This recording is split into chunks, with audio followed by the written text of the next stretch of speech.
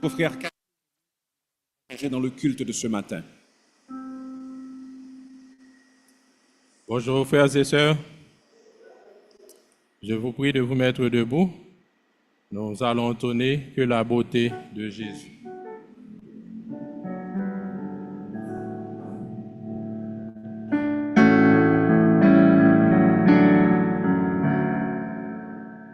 Que la beauté de Jésus se voit, sa compassion, sa pureté, sa joie. Esprit se purifie et que je m'humilie jusqu'à ce que sa beauté se voie en moi. Seigneur Jésus, sois mon sauveur et mon roi. Purifie mon cœur et viens régner en moi. Donne-moi ton amour, ta paix, ta joie toujours. Beauté, ô Jésus, rayonne en moi.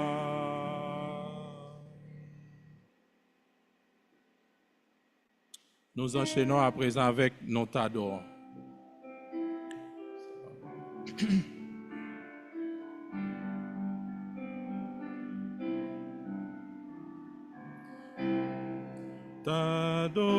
T'adorons, nous t'aimons, tendre frère. Glorifie ton nom sur la terre. Glorifie ton nom. Glorifie ton nom. Glorifie ton nom sur la terre. Nous t'adorons, nous t'aimons, ô Jésus. Glorifie ton nom dans nos vies. Glorifie ton nom. Glorifie ton nom. Glorifie ton nom dans nos vies. Nous t'adorons, nous t'aimons, Saint-Esprit. Glorifie Jésus dans l'Église. Glorifie Jésus. Glorifie Jésus. Glorifie Jésus dans nos églises.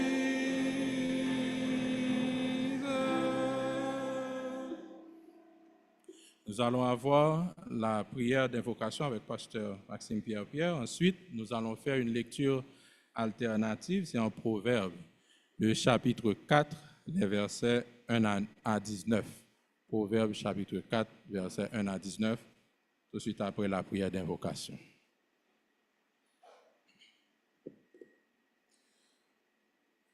Éternel, notre divin berger, nous nous approchons de toi ce matin, heureux de savoir que nous sommes ton troupeau, que nous sommes des brebis qui broutent dans ton pâturage, car nous savons que tu prendras toujours soin de nous, parce que tu nous conduis près des eaux paisibles, parce que tu restaures notre âme et parce que nous savons également que nous habiterons pour toujours dans la maison de notre divin berger.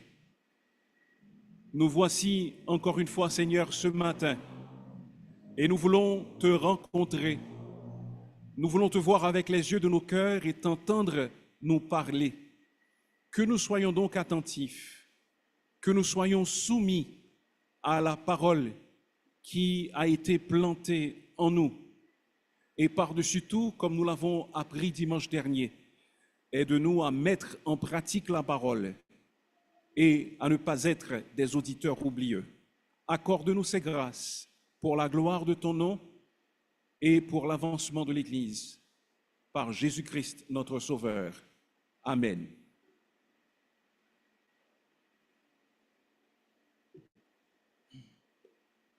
Proverbes chapitre 4, les versets 1 à 19, nous faisons une lecture alternative.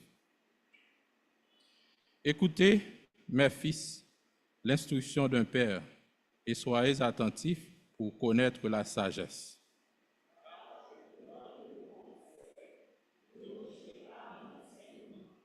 J'étais un fils pour mon père, un fils tendre et unique auprès de ma mère.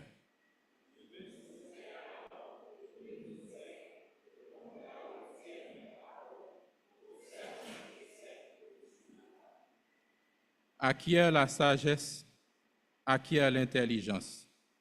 N'oublie pas les paroles de ma bouche et ne t'en détourne pas.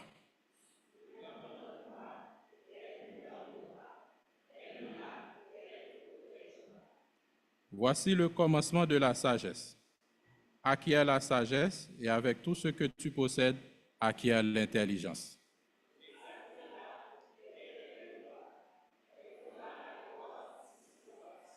Elle mettra sur ta tête une couronne de grâce, elle t'ornera de magnifiques diadèmes.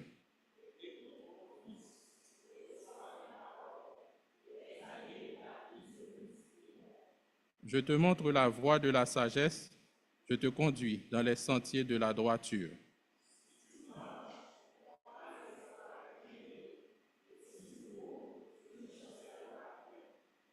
Retiens l'instruction et ne t'en dessaisis pas. Garde-la, car elle est ta vie.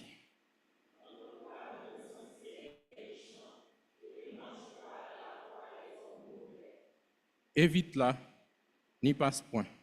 Détourne-t'en et passe outre.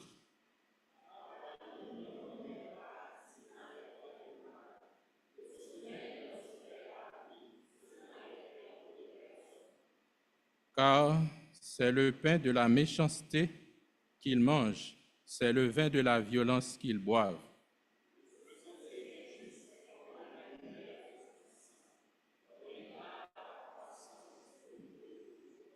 Ensemble, la voix des méchants est comme les ténèbres, ils n'aperçoivent pas ce qui les fera tomber. Amen. J'espère que vous avez prêté attention aux paroles que nous avons lues en Proverbes chapitre 4, qui est très important pour nous, pour notre édification. Juste avant de nous rasseoir, saluons-nous les uns les autres, dire à la personne qui est debout à côté de vous combien vous êtes contents et qu'elle soit là.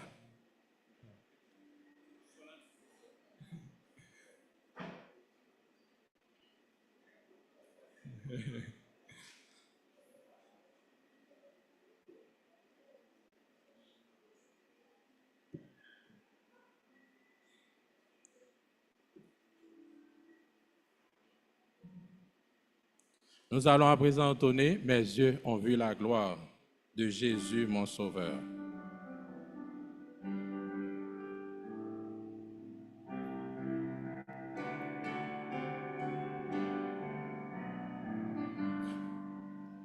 Mes yeux ont vu la gloire de Jésus-Christ, mon Sauveur, qui remporta la victoire sur la croix pour le pécheur. Le clairon a déjà sonné, écoutez, soldats de Dieu, Jésus va de l'avant.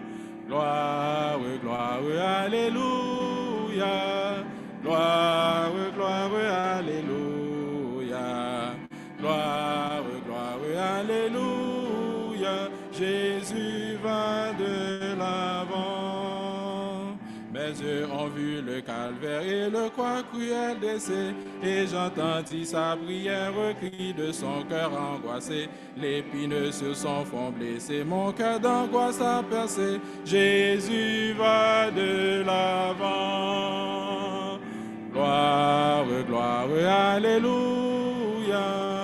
Gloire, gloire, alléluia. Gloire, gloire, alléluia. Jésus va de l'avant. Au jardin, gloire au Père, je le vois ressusciter. Le sceau brisé sur la pierre signe à sa divinité. Il est sorti tout triomphant, il est vainqueur du péché. Jésus va de l'avant. Gloire, gloire, alléluia. Gloire, gloire, alléluia. Gloire, gloire, alléluia. Jésus va de l'avant. Comme ça, les mères vont financer le concours Je chante avec mon père. D'accord? D'accord. OK, à présent, nous invitons les huissiers à passer la collecte des dîmes et des offrandes.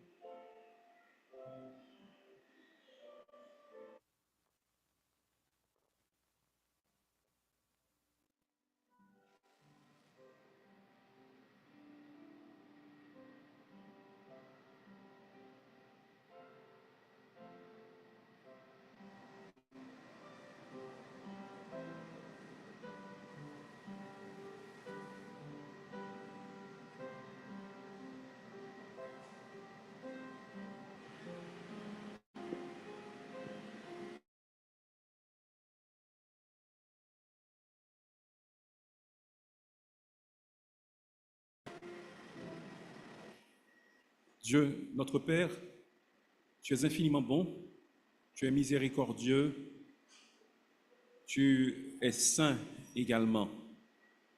Tu ne peux pas contempler le péché. Et ce qui nous attire te repousse parce que tes yeux ne peuvent pas contempler le mal. Nous ne pouvons que te remercier et que tomber à tes pieds, Seigneur, lorsque nous comprenons qu'un Dieu aussi bon, merveilleux que toi ait choisi de nous aimer à un point tel que tu as envoyé ton Fils unique afin que quiconque croit en lui ne périsse point, mais qu'il ait la vie éternelle. En retour, pour ce que tu as fait pour nous, éternel Dieu, pour ton amour incompréhensible, nous voulons nous donner à toi, te servir, t'aimer sans retour. Nous voulons te louer, Éternel, pour les dons merveilleux que tu nous accordes. Tu offres non seulement le salut, mais aussi tant d'autres bonnes choses.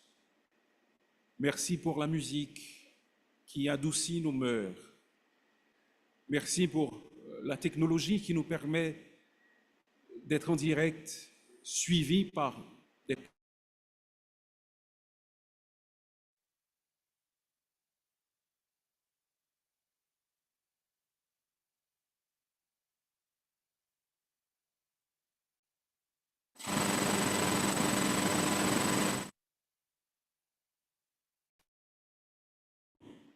Tes compassions ne sont pas à leur terme, elles se renouvellent chaque matin.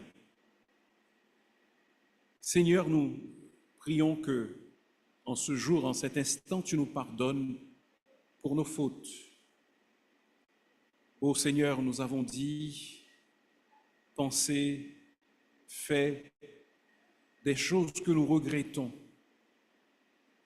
Et de tout cœur, nous voulons les confesser, d'autant que nous sommes en ta présence, d'autant que nous sommes parmi ton peuple, et nous prenons conscience de la noirceur, de notre égoïsme, de notre orgueil, de notre dédain que nous abritons parfois dans nos cœurs à cause de notre prétendue supériorité envers ou à l'égard de quelqu'un d'autre. Ô Seigneur, abat ces sentiments, brise toute idole et toi seul règne sur nos cœurs. Que nous ne soyons pas attirés par les études comme idoles, par le sport, par un être quelconque, mais que Jésus et lui seul soit l'objet de notre révérence et de notre amour constant. Dieu notre Père, ton Église est réunie ce matin et nous te demandons de la bénir et de lui accorder toutes sortes de dons. Oui, nous savons que tu as accordé déjà des dons spirituels à tes enfants, mais nous prions également que tu nous accordes l'harmonie, que tu nous accordes la joie d'être dans la présence les uns des autres, le désir de parler de toi à ceux qui ne te connaissent pas encore, le désir de mettre nos dons à ton service. Fais que nous soyons véritablement renouvelés. Supprime de nos cœurs l'amour du monde, car ta parole le dit bien, si quelqu'un aime le monde, l'amour du Père n'est point en lui. Et fais que nous nous attachions à toi. Ô Dieu, crée en nous un cœur pur, renouvelle en nous un esprit bien disposé. Fais que nous aimions ta parole et que nous nous laissions transformer par cette parole. Aide-nous, Seigneur, à nous laisser habiter par la puissance du Saint-Esprit. Nous savons que notre corps est son temple.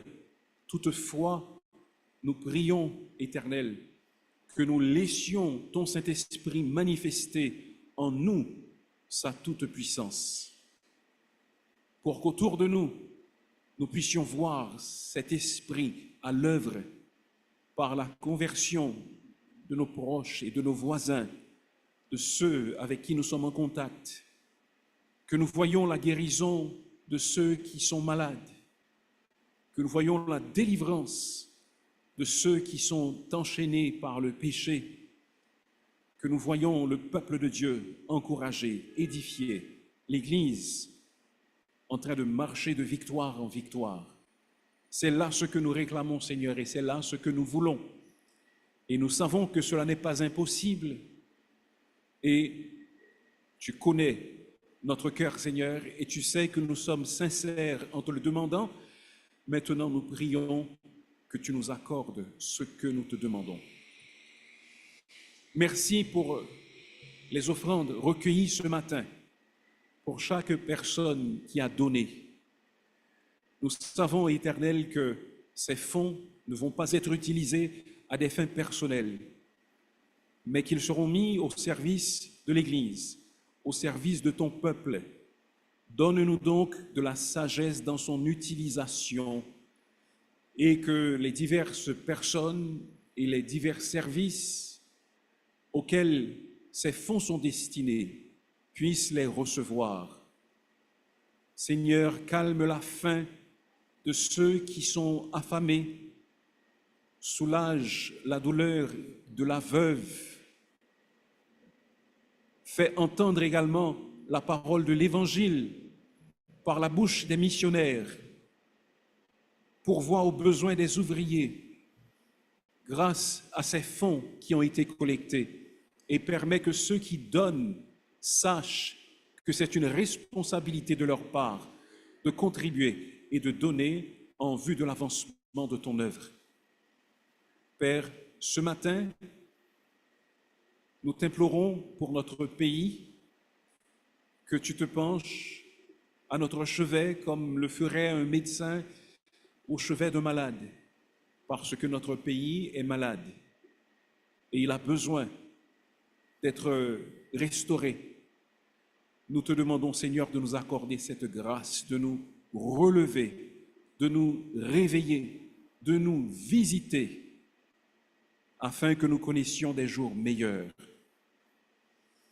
Père, que nous soyons attentifs à ta parole, à ton instruction à notre égard ce matin, et qu'en sortant d'ici, nous sentions la présence du Saint-Esprit, que nous sachions qu'il est là, que nous désirions t'aimer davantage et que nous ressemblions un peu plus à notre Seigneur Jésus, au nom duquel nous te prions ainsi. Amen.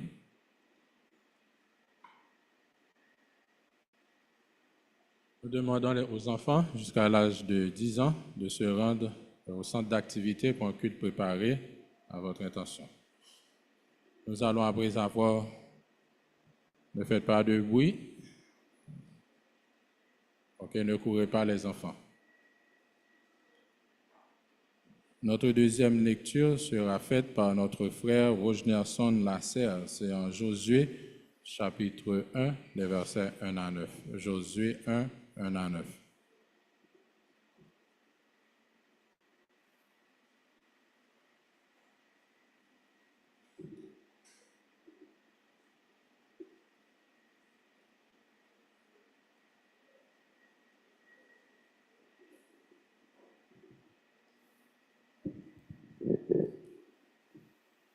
Nous trouvons la deuxième lecture de la parole de Dieu en Josué 1er, les versets 1 à 9.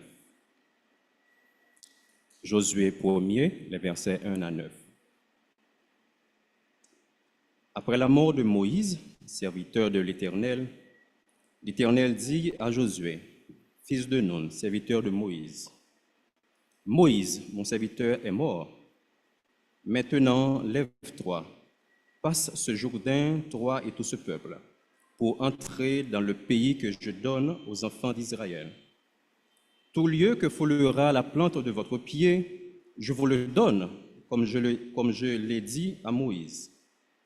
Vous aurez pour territoire, depuis le désert et le Liban, jusqu'au grand fleuve, le fleuve d'Euphrate, tout le pays des Hétiens, et jusqu'à la grande mer vers le soleil couchant. Nul ne tiendra devant toi tant que tu vivras. Je serai avec toi, comme j'ai été avec Moïse. Je ne te délaisserai point, je ne t'abandonnerai point. Fortifie-toi et prends courage, car c'est toi qui mettras ce peuple en possession du pays que j'ai juré à leur père de leur donner. Fortifie-toi seulement et aie bon courage, en agissant fidèlement selon toute la loi que Moïse, mon serviteur, t'a prescrite. Ne t'en détourne ni à droite ni à gauche, afin de réussir dans tout ce que tu entreprendras. Que ce livre de la loi ne s'éloigne point de ta bouche. Médite-le jour et nuit pour agir fidèlement selon tout ce qui est écrit, car c'est alors que tu auras du succès dans tes entreprises, c'est alors que tu réussiras. Ne t'ai-je pas donné cet ordre? Fortifie-toi et prends courage. Ne t'effraie point et ne t'épouvante point, car l'Éternel, ton Dieu, est avec toi dans tout ce que tu entreprendras. Parole du Seigneur. Oui, que ce livre de la loi ne s'éloigne point de notre bouche. Nous devons le méditer jour et nuit pour agir fidèlement selon tout ce qui est écrit. C'est alors que nous aurons du succès dans nos entreprises. C'est alors que nous... Amen. Je sais que c'est quelque chose que... Juste avant. Je demande à notre maestro Guy Pierre, s'il te plaît, est-ce que tu peux venir? Il ne s'y attendait pas. Mais mon maestro est ton maestro. Il y a maintenant des Guy Pierre pour l'aider avec chance à que nous parlons Antonio. Daniel.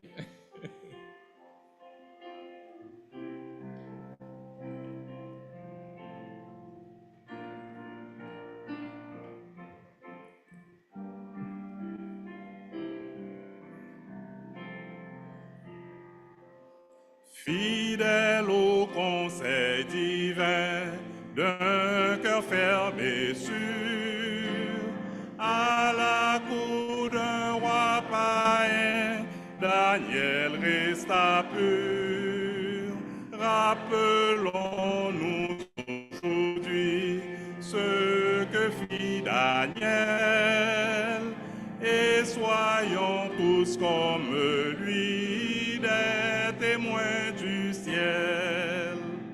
Épiez tout alentour, et malgré la loi, le héros 3 fois le jour priait avec foi. Comme Daniel, ayons tous un but arrêté, et maintenons à genoux notre fermeté. Calme au milieu d'ennemis, Daniel honorait, sans crainte et sans compromis, son Dieu qu'il aimait. Nous aussi pour le Sauveur, en son nom si beau, sachons montrer la couleur de notre drapeau. Amen. Un applaudissement pour Guy Pierre. Donc, j'ai confiance dans Dieu, son maestro, toujours maestro, donc il ne va pas attendre que le tape chanter chanson. Merci, Guy Pierre. Et maintenant, vous pouvez vous rasseoir et soyons attentifs à la parole du Seigneur qui sera prononcée par le pasteur Jean-Maxime Pierre-Pierre.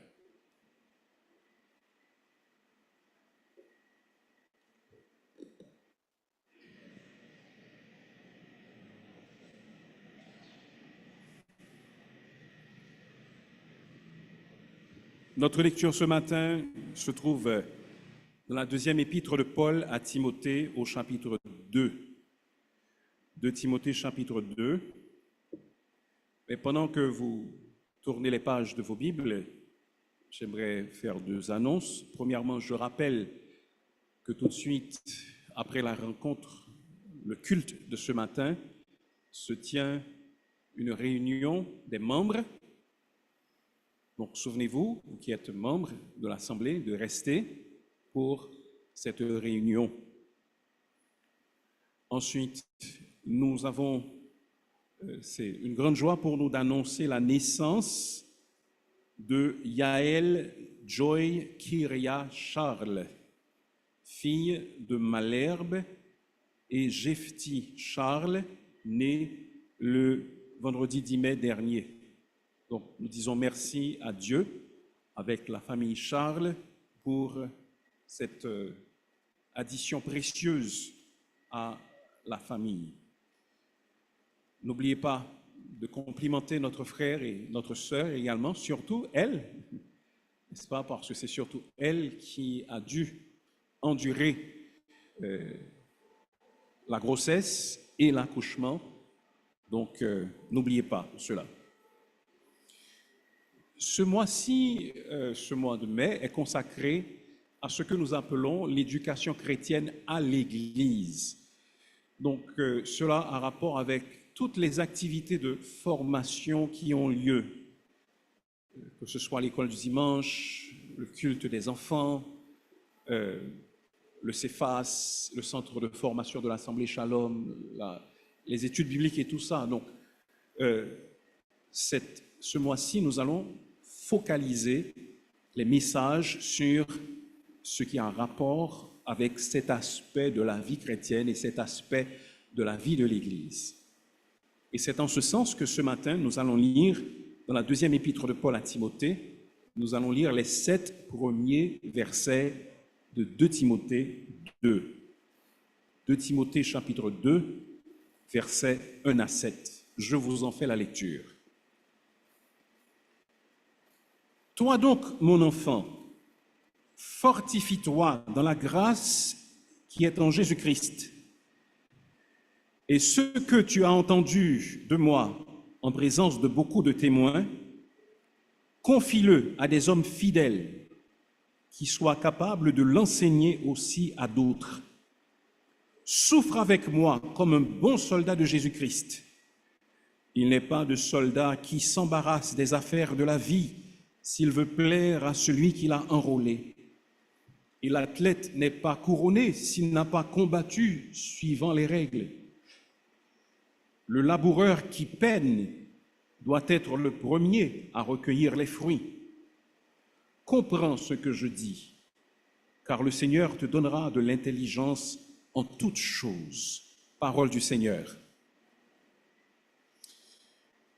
Avant de commencer avec le message ce matin, j'aimerais faire un petit exercice qui ne sera pas du tout difficile. Mais j'aimerais demander aux personnes qui font partie des catégories que je vais citer de se mettre debout, tout simplement. Ceux qui enseignent à un titre ou à un autre à l'Église, que ce soit les enfants, les astronautes, le culte d'adoration des enfants, si vous enseignez à un moment ou à un autre au sein de l'Église, mettez-vous debout. D'accord? Très bien. Ceux qui sont prédicateurs, ceux qui prêchent la parole ou qui enseignent la parole de Dieu, peuvent se mettre debout. Okay? Ceux qui sont impliqués dans le ministère de discipulat en tant que mentor, donc vous avez quelqu'un que vous assistez, que vous mentorez. Est-ce que vous pouvez vous mettre debout? Ok. Si vous êtes un père de famille ou une mère de famille et vous avez l'habitude ou l'intention d'instruire vos enfants dans la parole de Dieu, ou vous avez l'habitude de le faire, est-ce que vous pouvez vous mettre debout?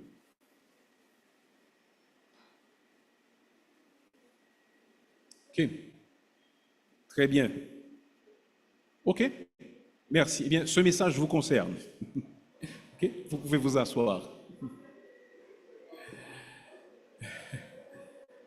En particulier, je ne dis pas que cela ne concerne pas du tout les autres, mais ce message vous concerne en particulier. OK? On dit, et à juste titre, qu'une chaîne n'est aussi forte que chacun de ses maillons. Imaginez par exemple un objet très pesant, mais de très grande valeur, qui doit être transporté, déplacé par une grue. Une grue, c'est un appareil qui sert à déplacer des poids importants. Et cet objet est enveloppé par une chaîne. Imaginez que ce soit peut-être un piano centenaire d'une grande valeur, ou une voiture qui est en train d'être débarquée d'un bateau. Et soudain, l'un des maillons cède. Vous entendez, n'est-ce pas, la voiture en train d'éclabousser l'eau. Vous pouvez imaginer, n'est-ce pas, le bruit que ferait ce piano en s'écrasant au sol.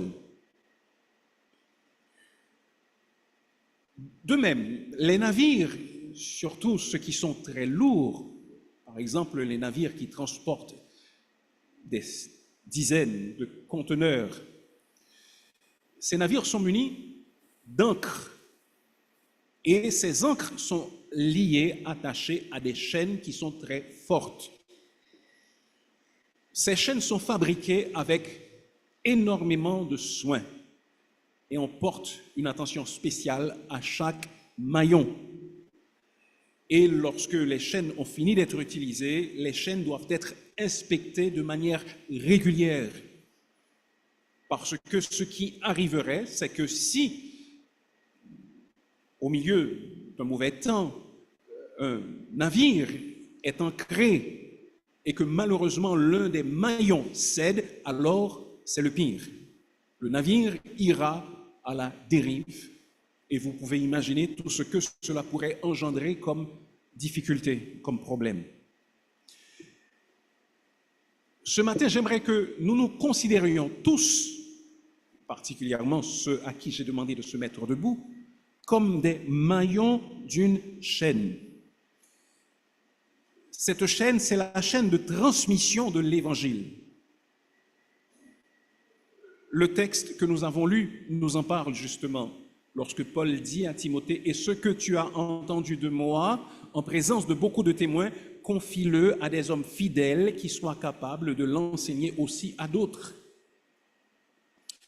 Chaque chrétien, ici présent ce matin, représente un lien vital dans la transmission de l'Évangile.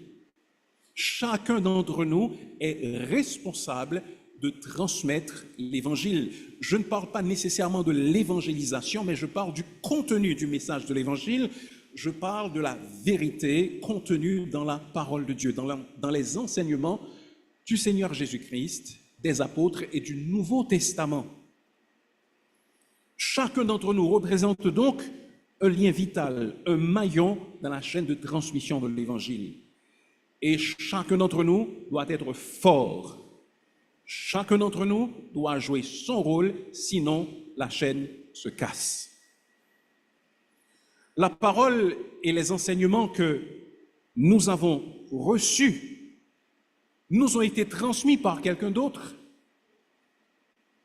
Nous n'avons pas eu, en tant que chrétiens, de génération spontanée. Quelqu'un nous a sans doute parlé du Seigneur Jésus-Christ. Quelqu'un nous a certainement instruit dans sa parole. À notre tour, nous devons faire la même chose, instruire la génération suivante. Cependant, cette œuvre, ce travail, qui est la responsabilité de chaque chrétien, n'est pas facile. Et c'est pour cela que l'apôtre Paul prend le temps d'instruire Timothée, qui était son jeune protégé, sur cette question. Voyons ce que l'apôtre fait ressortir dans ses instructions à Timothée sur la nécessité de transmettre l'héritage de la foi, de transmettre les vérités de l'Évangile. Premièrement, l'apôtre fait ressortir qu'il faut de la force requise pour le travail. Timothée, tu fais partie de cette chaîne. Tu es appelé à transmettre ce que tu as reçu de moi. Cependant, pour que tu accomplisses ce travail, il faut de la force. C'est pourquoi dans le premier verset, il commence en disant « Toi donc, mon enfant, fortifie-toi dans la grâce qui est dans le Seigneur Jésus-Christ. » Timothée était appelé à faire partie de cette lignée d'hommes et de femmes qui transmettaient l'Évangile à la prochaine génération. Cette tâche n'est pas facile, elle n'est pas réservée aux faibles de cœur. Et c'est pourquoi Timothée avait besoin de se fortifier. Cependant, il ne devait pas se fortifier physiquement, quoique ce ne soit pas inutile. Il n'était pas question pour lui de se fortifier intellectuellement, quoique ce soit important, mais il fallait qu'il se fortifie avant tout dans la grâce qui est dans le Seigneur Jésus-Christ. Qu'est-ce que l'apôtre Paul voulait dire par là? La grâce, c'est une faveur imméritée. La grâce, c'est tout ce que le Seigneur met librement et généreusement à la disposition de nous, ses enfants, pour que nous puissions prospérer dans notre relation avec lui. Donc, Timothée, fortifie-toi dans cette grâce. Laissez-moi essayer de vous expliquer un peu plus ce que l'apôtre Paul avait probablement en tête lorsqu'il parlait de la grâce qui est dans le Seigneur Jésus-Christ.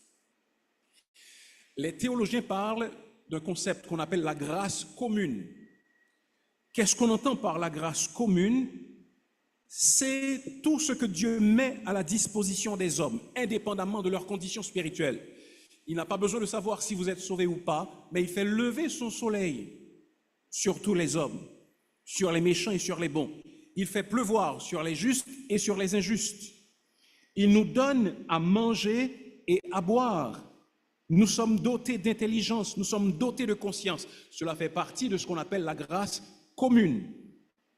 Eh bien maintenant, Dieu ne nous demande pas de grandir dans la grâce commune, mais il demande à Timothée de se fortifier dans la grâce qui est en Jésus-Christ. Cela veut dire qu'il doit s'emparer de tout ce que le Seigneur Jésus met à sa disposition pour son bien-être spirituel.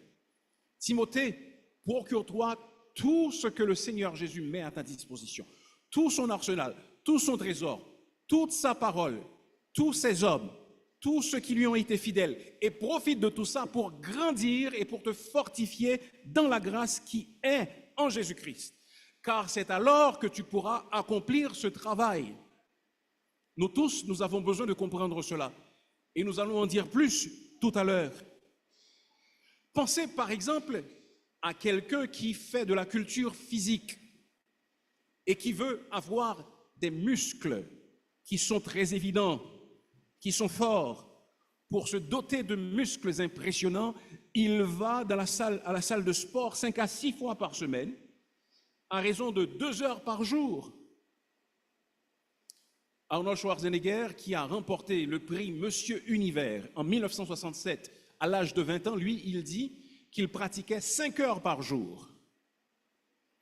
Eh bien, quelqu'un qui subit un tel régime, qui veille sur son alimentation et prend des protéines, par exemple, veille sur son sommeil pour qu'il dorme au moins 8 heures par jour, eh bien, après 3 mois, vous allez commencer à voir une différence dans le corps de cette personne.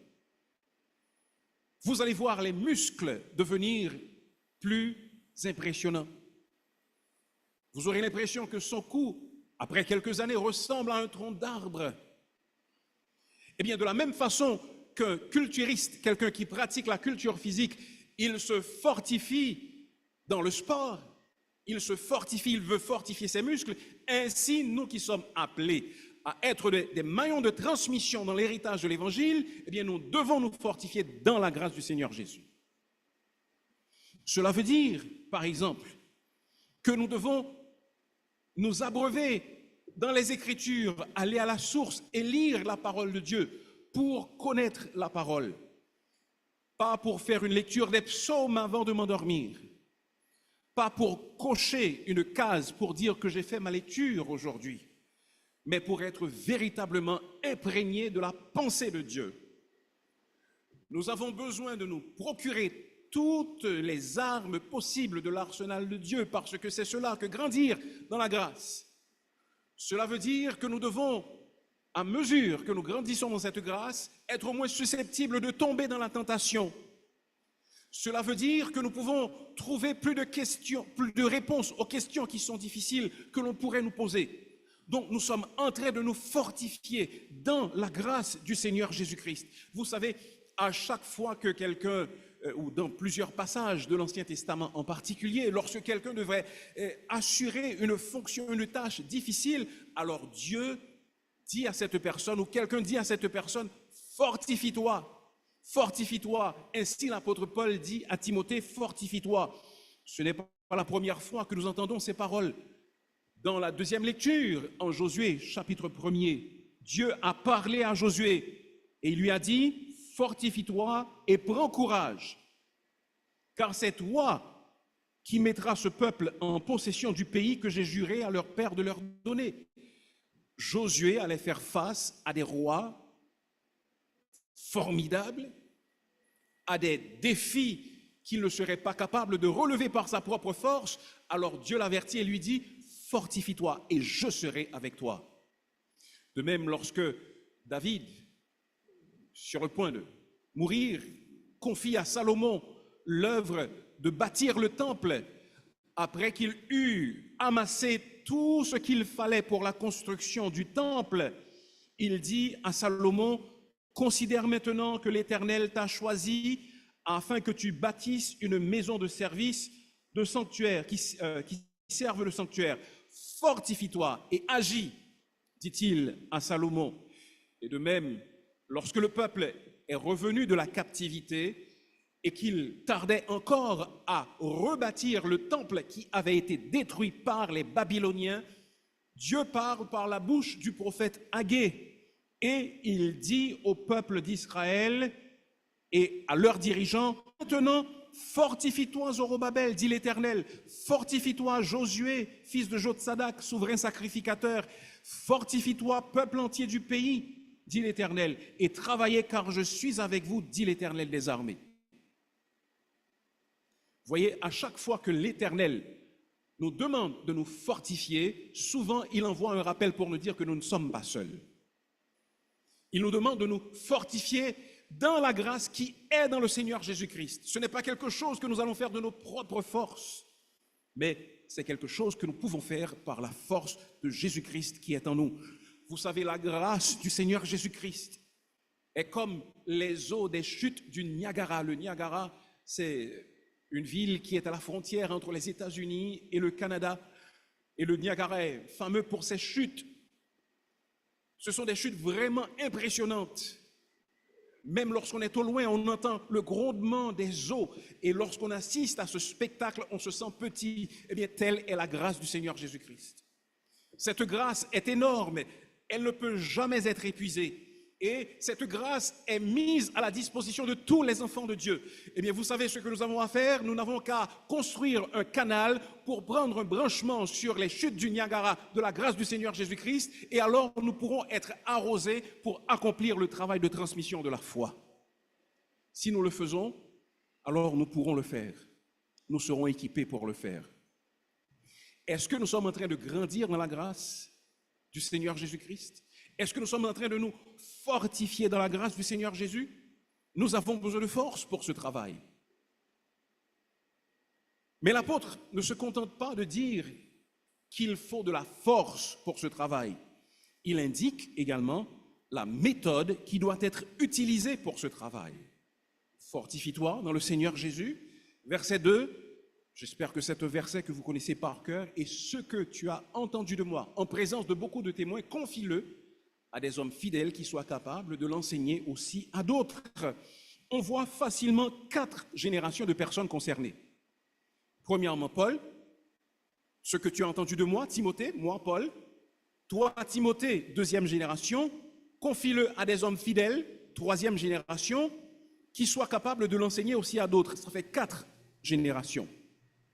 4 générations dans la transmission de cet héritage. Quelle est la méthode requise pour le travail? Ce n'est pas trop difficile à comprendre. Ça peut être difficile à appliquer, mais ce n'est pas difficile à comprendre ce qu'il faut faire. Premièrement,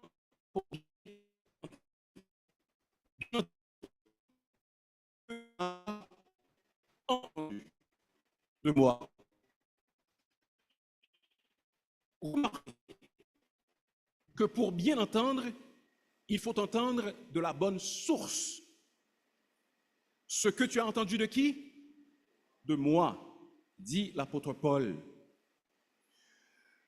Dans le chapitre d'après, chapitre 3 et le verset 14, Paul reprend cette idée et il dit à Timothée, toi, demeure dans les choses que tu as apprises et reconnues certaines, sachant quoi?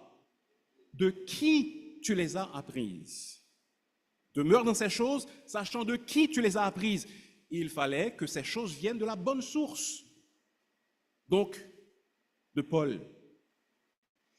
Faites attention à qui vous écoutez. Faites attention aux sources auxquelles vous êtes en train de puiser. Parce que si vous puisez à une source dont les eaux sont amères, alors vous donnerez également des eaux amères. Si vous puisez à une source dont les eaux sont empoisonnées, alors vous allez empoisonner ce que vous voulez instruire. C'est pour cela qu'il est important de faire attention à qui nous écoutons. Vos pasteurs à l'Assemblée Shalom, baptiste fondamentale, n'ont pas le monopole de la vérité. Ça veut dire que nous ne sommes pas les seuls à prêcher la vérité. Bien au contraire. Beaucoup de prédicateurs, de pasteurs sont des hommes fidèles et qui prêchent fidèlement la parole de Dieu. Malheureusement, beaucoup d'autres prédicateurs ne sont pas dignes d'être entendus. Ils sont très populaires parce qu'ils déploient les moyens pour cela. Ils ont des équipes qui mettent du contenu sur les réseaux sociaux, etc. Si je citais leurs noms, vous les reconnaîtriez à coup sûr. Ils sont très populaires. Cependant, n'allez pas écouter quelqu'un pour sa popularité. Il ne faut pas confondre la bonne communication avec la vérité. Certains d'entre vous, vous aimez écouter des prédicateurs, non pas parce qu'ils disent la vérité, mais parce qu'ils sont de bons communicateurs. Être un bon communicateur ne veut pas dire que la personne dit nécessairement la vérité. Faites attention.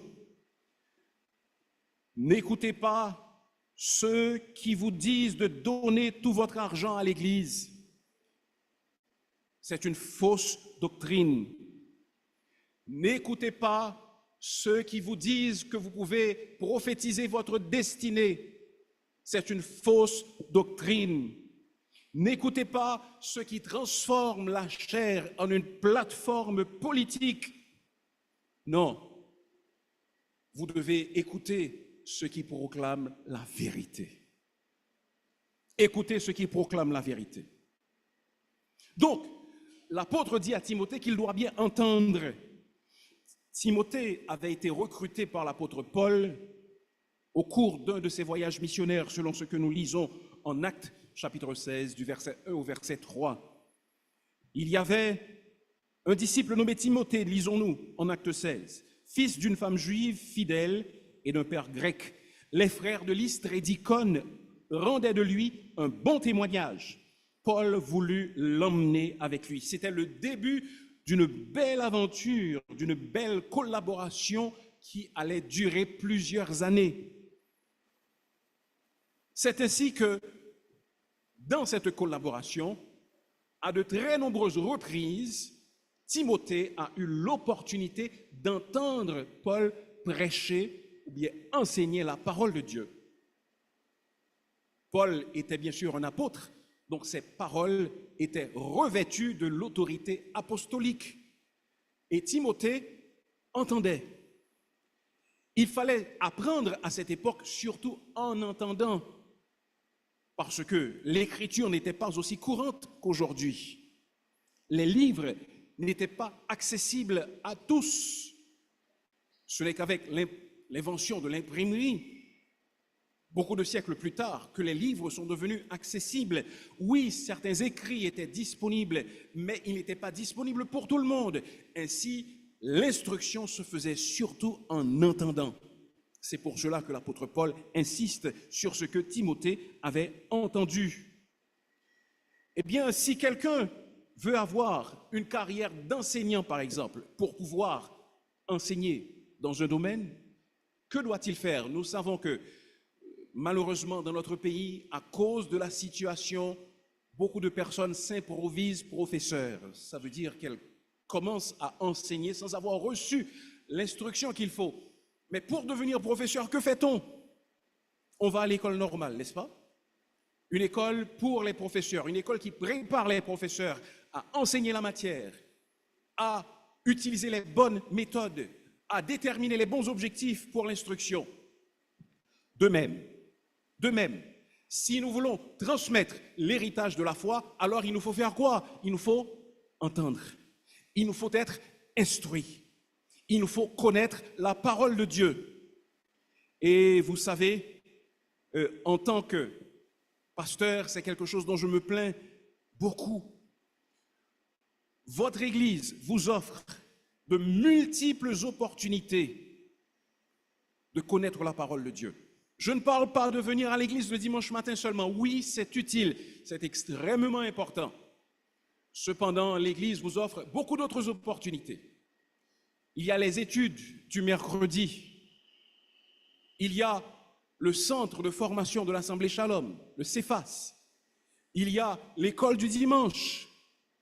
Ces opportunités sont offertes à tous les membres. Cependant, elles sont toutes négligées. Très peu de personnes y participent. Cependant, c'est ce que le Seigneur Jésus-Christ a dit, n'est-ce pas? En Matthieu chapitre 28, verset 20, « Enseignez-leur à observer tout ce que je vous ai prescrit.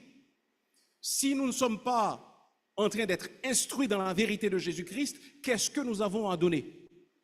On ne peut donner que ce qu'on a. C'est seulement ce qu'on a qu'on peut donner. On ne peut pas donner ce qu'on n'a pas. Alors, je vous invite, frères et sœurs, à véritablement jouir des opportunités que l'Église vous offre. Vos pasteurs, vos prédicateurs, vos enseignants, ils se préparent de manière consciencieuse.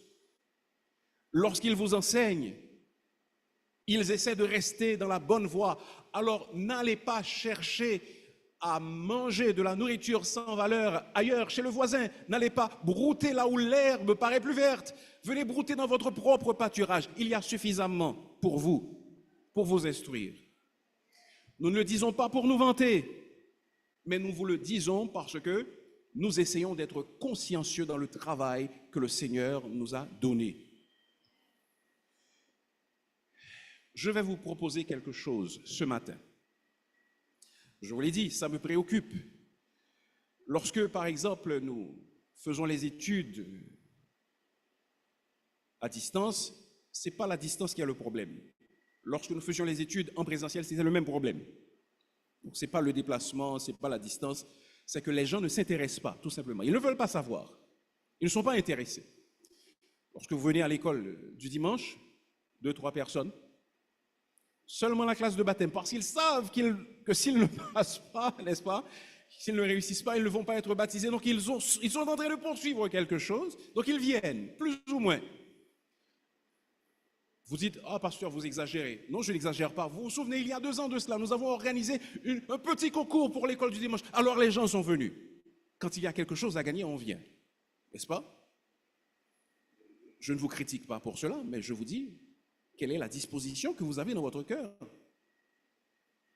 Eh bien, voici ce que j'aimerais proposer. Particulièrement pour la réunion de prière qui est combinée avec l'étude biblique ces jours-ci, nous aimerions vous proposer, dites-moi si vous pensez que c'est bon et si vous êtes d'accord, que l'une des manières de porter les gens à participer, c'est de les impliquer. N'est-ce pas? Si on vous implique, alors vous participez. Si vous avez une responsabilité, alors vous participez. Alors, le premier mercredi, nous aimerions que la DAS et le GAS participent à l'étude et dirigent et fassent la lecture. Le deuxième mercredi, ce serait la grande chorale. Le troisième, le CVB. Le quatrième, l'école du dimanche. Et le cinquième, le CEFAS. Qu'est-ce que vous pensez de ça? Est-ce que vous pensez que c'est une bonne idée? D'accord, je vous prends au mot. Je savais que vous seriez d'accord, n'est-ce pas? Quand je sais qu'au fond, vous aimez travailler. Mais c'est sérieux. Eh bien, nous allons nous arranger de manière à ce que vous puissiez être impliqués. Et quand le groupe est impliqué, c'est le groupe en entier. Ce n'est pas un représentant qu'on envoie et puis on continue dans sa petite routine, n'est-ce pas? Mais c'est le groupe entier qui doit s'impliquer. Et j'espère que cela finira par créer une sorte d'habitude chez nous et qui nous portera à participer davantage. Au lieu de dire, ah bon, ça c'est pas pour moi, ça j'y participe pas. Combien de fois notre frère Kansi s'est tenu debout ici pour faire les annonces? Il dit, ah, il y a eu telle étude, c'est vraiment intéressant, participez. Rien n'a changé. Il est temps que ça change. Pourquoi? Parce que nous avons besoin d'entendre ce que tu as entendu. Non seulement vous allez entendre, mais vous allez pouvoir également recevoir ce qui est écrit. C'est écrit ce que nous faisons. Ce n'est pas seulement des choses que nous vous disons, mais vous pouvez les garder par la suite. Vous pouvez les regarder également, parce que c'est sur YouTube. Mais c'est pour vous. Et si vous n'en profitez pas, alors comment allez-vous pouvoir assurer ce travail de transmission de la foi? À partir du mois prochain, donc, nous allons implémenter ce que nous venons de vous dire. Ne vous en faites pas. Nous allons vous donner les instructions nécessaires. Nous allons vous accompagner pour que cela soit fait sans difficulté. Non seulement, il fallait que Timothée entende bien, il fallait qu'il entende à la bonne source, il fallait également qu'il confie sagement la parole. Ce que tu as entendu de moi, confie-le à des hommes fidèle. Timothée devait confier les choses entendues de Paul et qui étaient conformes à l'évangile de Jésus-Christ à des hommes présentant deux caractéristiques. Il devait être fidèle et il devait être capable de l'enseigner à d'autres. Chacun de nous qui s'est engagé dans le ministère de l'enseignement, ou chacun d'entre nous qui est impliqué d'une manière ou d'une autre dans l'enseignement, c'est pourquoi je vous ai demandé de vous lever au début du message. Chacun d'entre nous donc a besoin de trouver au moins une personne fidèle et capable pour que nous investissions ce que nous savons, ce que nous avons entendu dans cette personne, afin que cette personne continue le travail que nous avons commencé. Cherchez votre Timothée. Si vous dites, moi je suis un Timothée, bien cherchez vos hommes fidèles et capables. Ne dites pas, je ne peux pas trouver. Oh, pasteur, c'est inutile, je ne pense pas que ce sera possible. Oui, eh bien, savez-vous ce qui arrive le plus souvent? Quelqu'un fait toujours quelque chose et on ne voit que lui. Soudainement, il n'est plus là, il doit partir par exemple. Et savez-vous ce qui arrive en général dans la dynamique de groupe? Quelqu'un d'autre se hisse à la hauteur et assure les responsabilités de celui qui est parti. Eh bien, il en est de même pour vous. Vous ne voyez pas, cherchez. Vous ne voyez pas encore, priez. Trouvez cette personne et demandez-lui de vous accompagner. Transmettez-lui les techniques que vous avez apprises. Partagez avec elle les vérités que le Seigneur vous a enseignées ou que vous avez apprises au fil des ans. Et cette personne pourra continuer à transmettre l'héritage de l'Évangile. Ne le faisons pas seuls, c'est de cette manière que Dieu veut que nous le fassions. Entendre, confier. Pour que quelqu'un d'autre entende de notre part et puisse confier à d'autres, et ainsi de suite. C'est ainsi que la chaîne doit se poursuivre. Le chrétien est appelé à être un maillon dans la chaîne de transmission de l'Évangile. Pour cela, il a besoin de force. Fortifie-toi, ce n'est pas facile. Tu ne peux pas le faire avec ta propre force. Tu ne peux pas le faire avec ton intellect, encore moins avec ta force physique. Il y a une méthode. Tu dois entendre pour pouvoir confier. Et enfin, l'apôtre, pour expliquer ce travail et tous les sacrifices qu'il implique, fait 3 comparaisons. Il y a des comparaisons de ce travail. Ce travail de transmission n'est pas facile. 3 images sont employées de manière successive.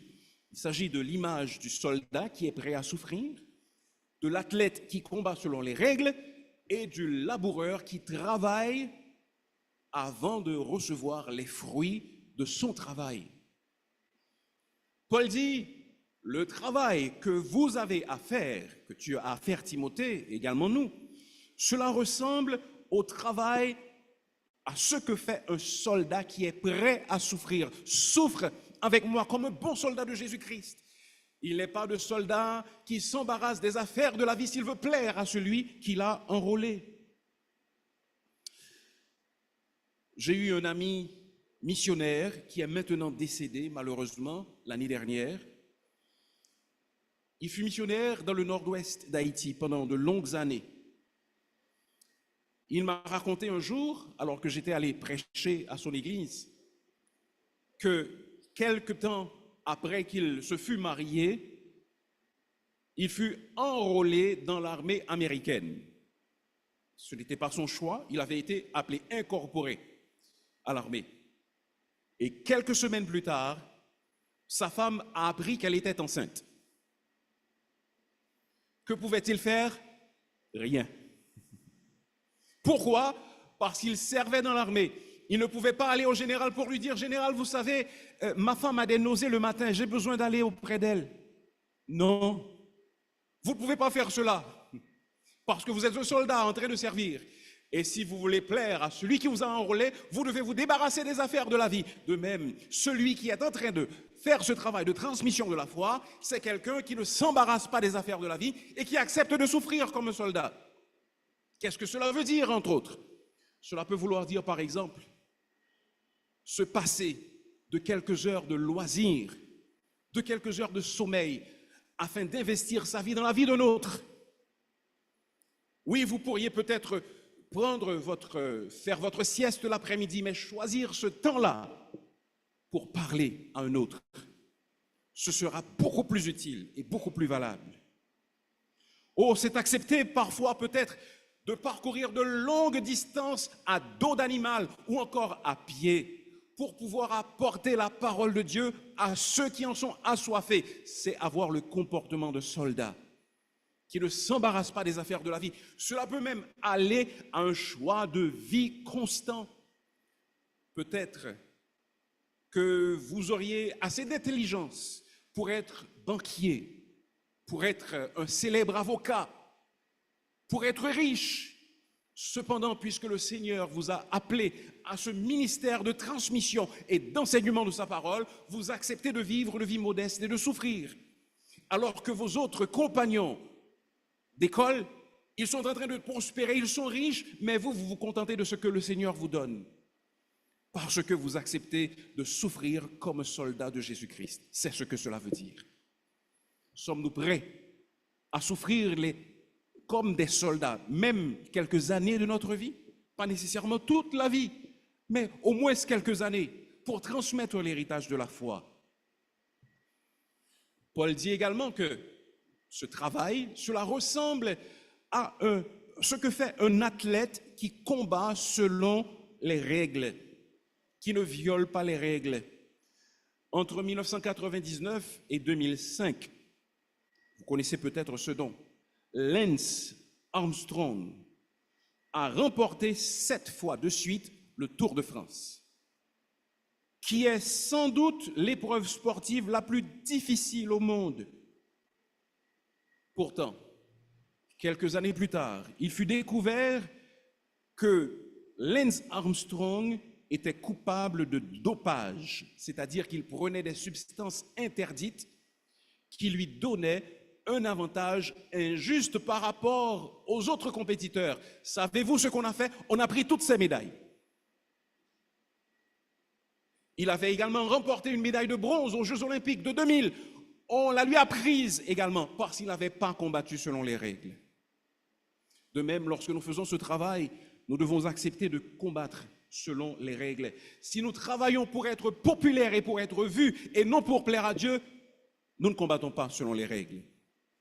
Si nous travaillons seulement parce que nous sommes animés d'orgueil et que nous voulons dominer les autres, nous ne combattons pas selon les règles. On ne combat pas selon les règles tout simplement pour avoir de l'argent. Certaines personnes se mettent au service du Seigneur, c'est parce qu'ils ne trouvent rien à faire. Je vous l'ai déjà dit il y a assez longtemps, mais je me rappelle avoir entendu une conversation alors que je faisais cirer mes chaussures par un cireur de bottes. Quelqu'un a dit, vous savez, je sais ce que je peux faire si je veux avoir de l'argent. Ou bien je peux ouvrir une banque de borlettes, ou bien je peux ouvrir une église. Donc dans sa tête, avoir une église, ça rapporte de l'argent. Il y a beaucoup de personnes qui s'engagent dans le ministère dans cet objectif, avoir de l'argent. Si vous le faites, vous ne combattez pas selon les règles et vous n'aurez pas de médaille. L'apôtre Paul dit également que ce travail de transmission de la foi qui n'est pas facile, cela ressemble à un laboureur qui travaille dur. Un laboureur, un cultivateur, c'est quelqu'un qui travaille très dur avant de pouvoir recueillir les fruits. Pensez à cela. Il faut défricher le terrain.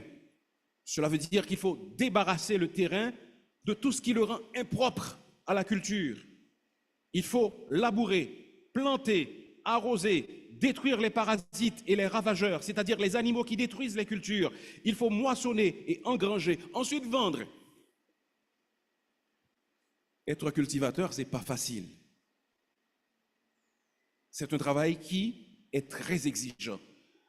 Et bien de même, nous, en tant que croyants, nous ne devons pas nous imaginer qu'en accomplissant ce travail, nous allons voir des résultats du jour au lendemain. Cela prend du temps, il nous faut de la patience.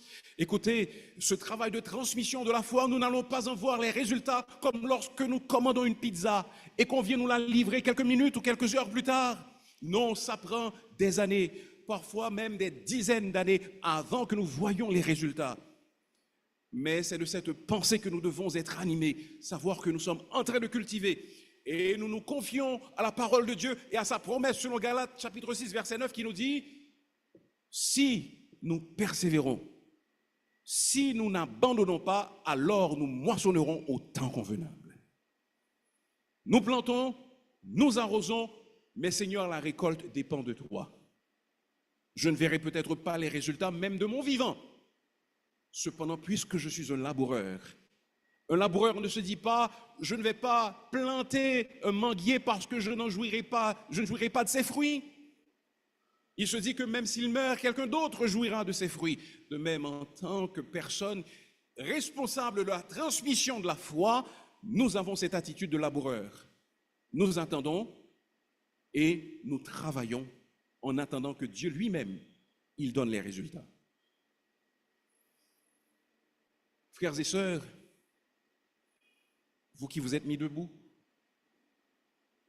les autres qui font partie des autres groupes de l'Église, vous qui êtes appelés à jouir de l'enseignement que dispensent vos pasteurs, chacun d'entre nous représente un lien vital dans la transmission de l'Évangile. L'enseignement de Jésus-Christ, ce qu'il a dit, enseignez-leur à observer tout ce que je vous ai prescrit. Dans ce passage, Paul montre la force requise pour ce travail qui est la grâce du Seigneur Jésus-Christ. Il explique la méthode qui doit être utilisée et il expose certaines comparaisons. Le soldat, l'athlète et le laboureur. Qu'en est-il pour nous? Sommes-nous prêts à nous engager? Laissez-moi terminer avec ces propos. Vous savez sans doute que les Jeux olympiques d'été 2024 sont prévus en France. Les dates, c'est du 26 juillet au 11 août. L'un des événements qui précède le lancement des Jeux olympiques, c'est l'allumage et le voyage de la flamme olympique. Cette flamme, tous les 4 ans, à l'occasion des Jeux olympiques, est allumée dans une ville grecque appelée Olympie. Cette année, elle a été allumée le 16 avril. Au cours de la semaine écoulée, il y a seulement quelques jours de cela, la flamme a traversé la Méditerranée et elle est arrivée en France, dans la ville de Marseille. Des dizaines de milliers de personnes attendaient la flamme olympique. Cette flamme fera le tour de la France. Elle ira visiter des territoires français d'outre-mer, comme la Guadeloupe et la Martinique. Et le relais de cette flamme prendra fin le jour du lancement des Jeux olympiques. Au cours de ce voyage, 10 000 personnes auront à transporter la flamme. Et au cours de ce voyage, un dispositif de sécurité composé d'une centaine de policiers et de gendarmes accompagnera chaque porteur. Parce qu'on se donne le relais. Quelqu'un apporte, parcourt une certaine distance avec la flamme et transmet à quelqu'un d'autre. On veut s'assurer que la flamme ne va pas s'éteindre. Et la flamme est confiée à un groupe de 11 personnes qui dorment avec la flamme et qui s'assurent de remettre la flamme, cette même flamme allumée, au premier porteur, et ces 11 personnes récupèrent la flamme du dernier porteur de la journée. Eh bien, vous savez, regardez avec quel soin les gens veillent à ce que la flamme olympique ne s'éteigne pas.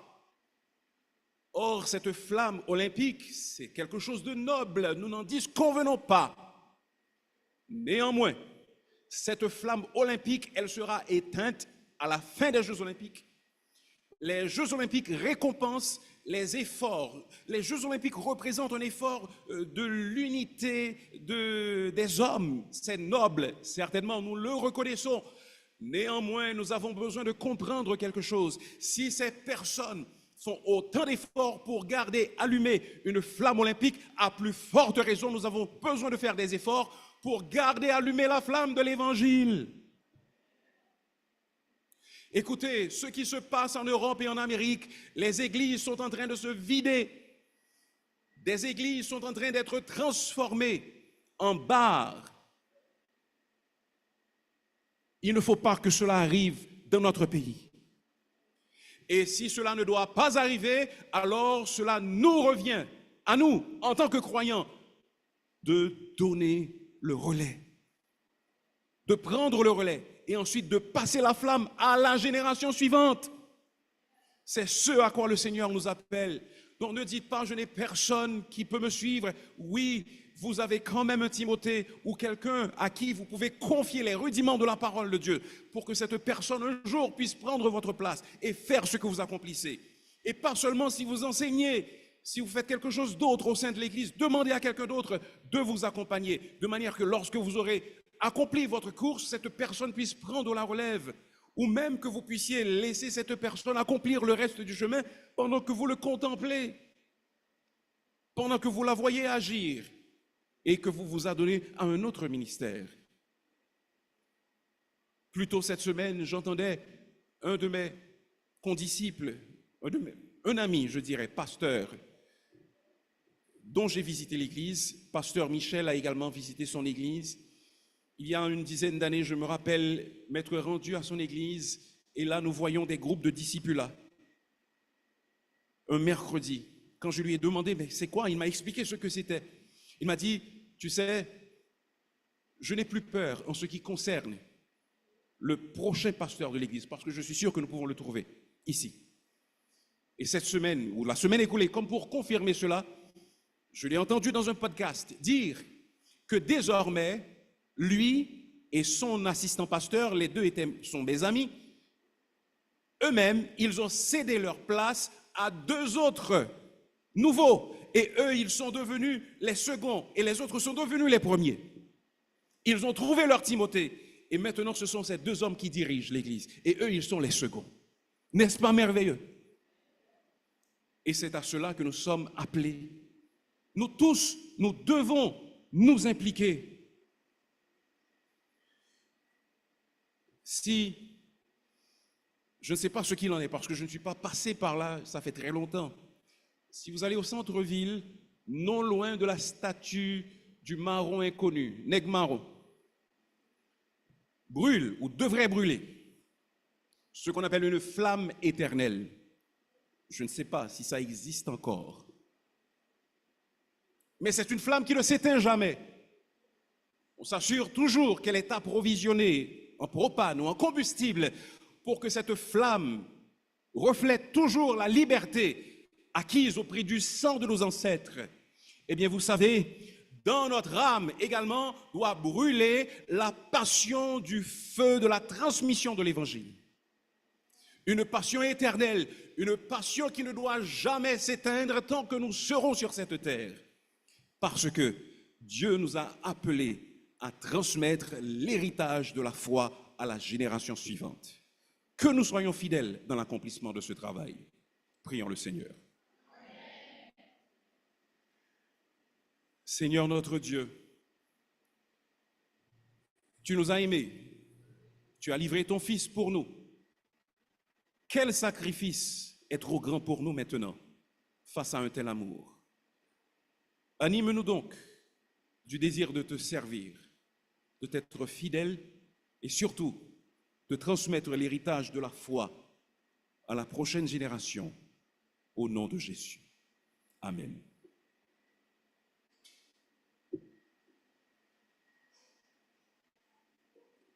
Mettons-nous debout pour mettre fin au culte de ce matin. Et juste avant, j'ai envie de lire le psaume 1er, juste avant d'entendre. Heureux l'homme qui ne marche pas sur le conseil des méchants, qui ne s'arrête pas sur la voie des pécheurs, qui ne s'assied pas en compagnie des moqueurs, mais qui trouve son plaisir dans la loi de l'Éternel et qui la médite jour et nuit. Il est comme un arbre planté près d'un courant d'eau qui donne son fruit en sa saison et dont le feuillage ne se flétrit point. Tout ce qu'il fait lui réussit. Il n'en est pas ainsi des méchants, ils sont comme la paille que le vent dissipe. C'est pourquoi les méchants ne résistent pas au jour du jugement, ni les pécheurs dans l'assemblée des justes, car l'Éternel connaît la voie des justes et la voie des pécheurs mène à la ruine. Amen. Debout, jeunesse, lève-toi, courageuse et vaillante.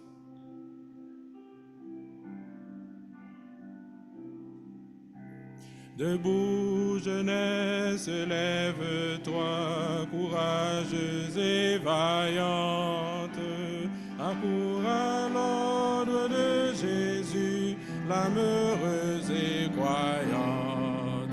Il vit, il vit, il vit, il vit, jeunesse, ton Rédempteur vit. Il vit, oui, ton Rédempteur vit. Si l'on te dit jeunesse, il faut jouir du temps qui passe. Non, rien n'est grand et rien ne vaut la route que Dieu trace. Il vit, il vit, il vit, il vit, jeunesse, ton Rédempteur vit.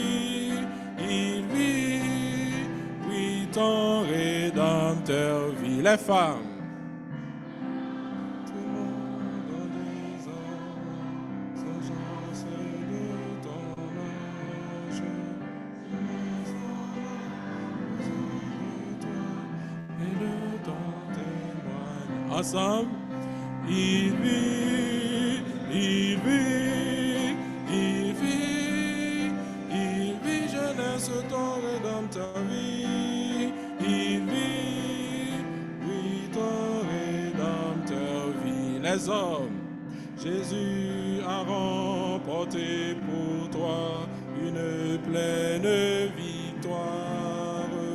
Combat donc et tu recevras la couronne de gloire. Ensemble, vit, il vit, il vit, il vit, jeunesse, ton Rédempteur vit. Il vit, oui, ton Rédempteur vit. Ensemble, garde dans ton cœur un idéal d'amour et de service pour arrêter le flot du mal, sois prêt au sacrifice. Il vit, il vit, il vit, il vit, jeunesse, ton Rédempteur vit. Il vit, oui, ton Rédempteur vit. Les membres, nous restons pour tout de suite après le culte et j'invite pasteur Pierre qui va prononcer la bénédiction pour nous. Vous donc, bien-aimés qui êtes avertis, tenez-vous sur vos gardes, de peur qu'entraînés par l'égarement des impies, vous ne veniez à déchoir de votre fermeté, mais croissez dans la grâce et dans la connaissance de notre Seigneur et Sauveur Jésus-Christ. À lui soit la gloire maintenant et dans tous les siècles. Amen. Shalom.